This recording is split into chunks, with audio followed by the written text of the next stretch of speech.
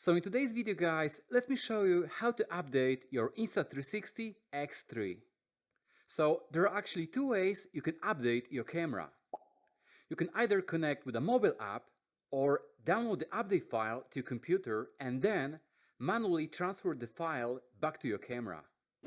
Unfortunately, for some reason, I cannot do it with the app, and it seems like I lose Wi-Fi connection as soon as I connect to the camera, so this method doesn't work for me. So if you have a similar issue, then perhaps this video can help you out. Let me show you how to do it.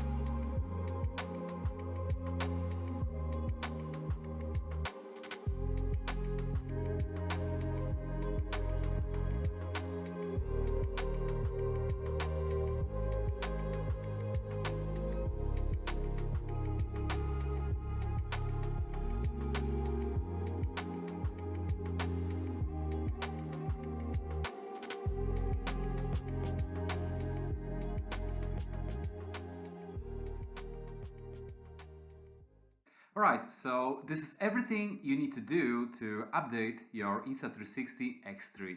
Now, if you don't have a microSD card adapter, just remember that you can always use a USB-C cable that came with your camera. And if you somehow manage to update your camera through the mobile app, please leave a message in the comment section below on how you did it. This way you can help some other people how to do it. Alright guys, so for today's video, that's it. Thank you so much for watching and stay tuned for more content.